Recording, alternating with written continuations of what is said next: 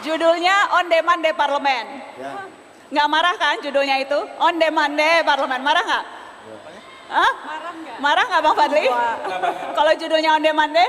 On Demand Day itu sebetulnya baik atau buruk sih? Bagus dong. Oh bagus. Bang Fadli, jadi itu Anda aslinya orang Awa? Ya, ibu bapak saya orang Payakumbuh. Kota. Tapi Anda maju mewakili Jawa Barat. Betul. Anda Dari berkhianat Bogor. terhadap Ranah Tapi Minang ini. jauh. Bisa-bisanya mengkhianati tanah kelahiran orang tua. Orang Minang itu kan terkenal sebagai perantau. Ah. Jadi di mana bumi dipijak, di situ langit dijunjung.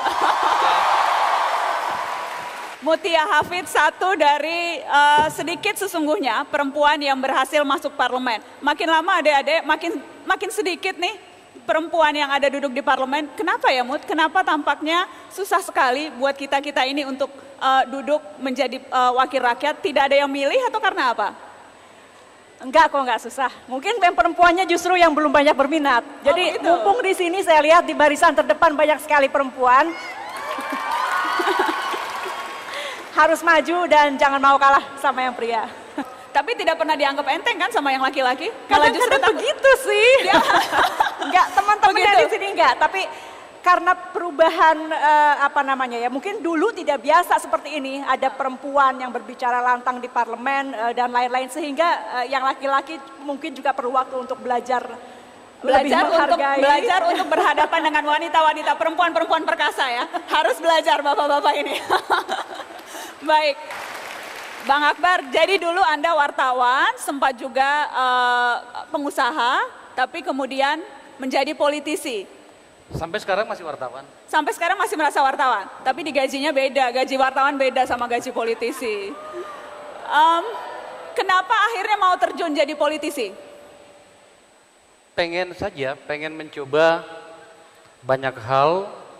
Betulkah politik itu kotor? Betulkah politik itu hanya untuk kepentingan sendiri? Betulkah politik itu tidak bisa berbuat untuk banyak orang? Tesis-tesis ini saya uji di DPR dan sebagian benar.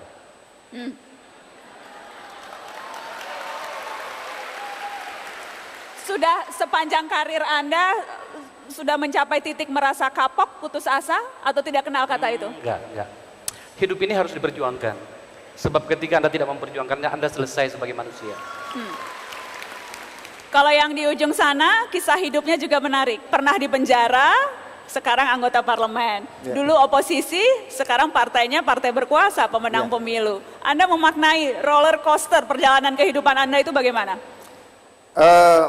Bagi saya seluruh perjalanan tadi itu lebih memperkaya saya. Saya mencoba melihat politik dari sisi di luar sistem, bahkan menentang sistem menjadi di dalam sistem.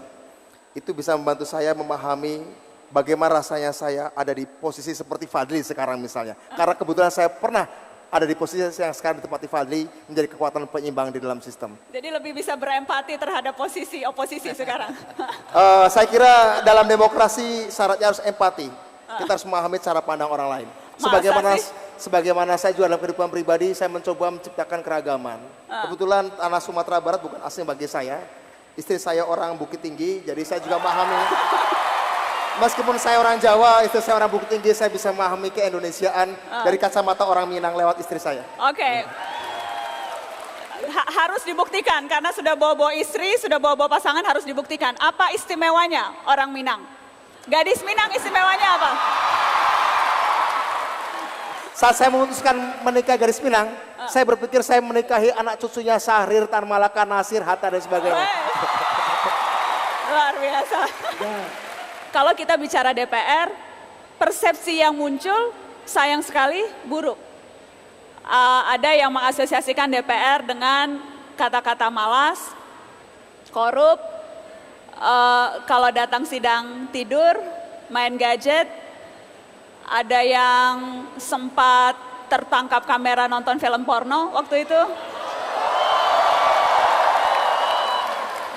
Ada banyak hal yang buruk-buruk tentang DPR. Saya mau tanya jujur deh, kalau mendengar berbagai kalimat yang buruk, berbagai makian terhadap DPR. Itu tersinggung tidak Bang Fadli? Ya ini kita harus jadi introspeksi ya. Saya kira politik itu adalah sesuatu yang netral, tergantung politisinya. Saya yakin bahwa DPR ke depan ini akan menjadi DPR yang akan kerja keras, karena akan menjadi penyeimbang dari eksekutif, akan jauh lebih sedikit masalah-masalah korupsinya. Ada pepatah yang mengatakan gini, kalau orang baik-baik itu hanya berdiam di luar, maka yang berkuasa itu akan orang-orang yang punya niat jahat.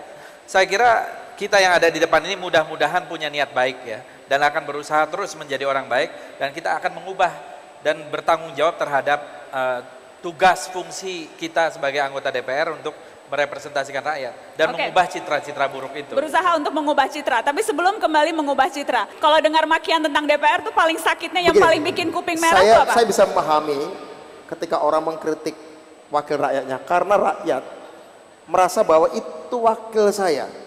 Kamu ada di gedung itu dengan otoritas yang kamu punya, dengan fasilitas yang kamu nikmati, itu karena suaraku, jadi wajar. Nah, kalau dari semua cap tadi, mana yang paling menyakitkan? Bagi saya korupsi. Korupsi? Tidak setiap anggota DPR motivasinya itu uang. Motivasi saya, dan saya yakin teman di sini motivasinya politik. Saya punya cita-cita. Fadli, Pumut, Akbar punya visi tentang masyarakat. Dan ingin lihat masyarakat yang baik itu lahir dari tangan kita. Kita ingin terlibat dalam perbuatan baik itu. Yang paling menyakitkan dibilang korup. Buat Bang Akbar yang paling sakit dibilang apa? Saya tidak perlu sakit hati ketika dibilang korup karena memang tidak pernah ada niat di dalam hati saya.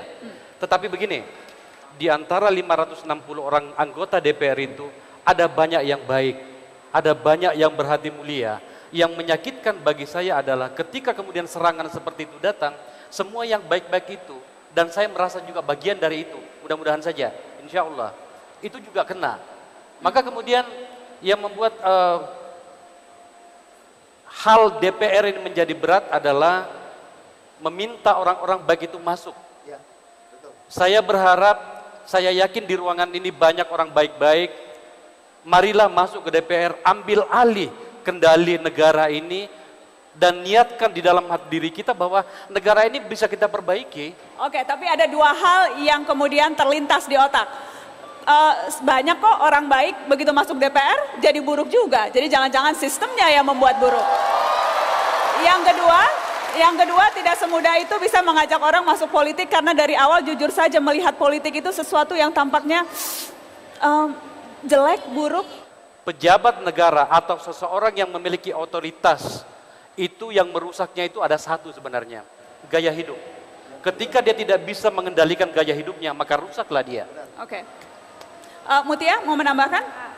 Kita tidak dalam posisi bersedih hati ataupun mau marah balik gitu kepada siapapun yang kemudian menganggap semua anggota DPR seperti itu, karena memang itu konsekuensinya dengan kondisi DPR RI yang saat ini memang perlu diakui masih begitu banyak yang harus dibenahi, yaitu sesuatu yang harus kita telan tanpa kemudian teriak balik kepada yang memberi Anda telan semua tuh berbagai kritikan. Ya harus dimakan konsekuensinya, sudah pilihan hidup.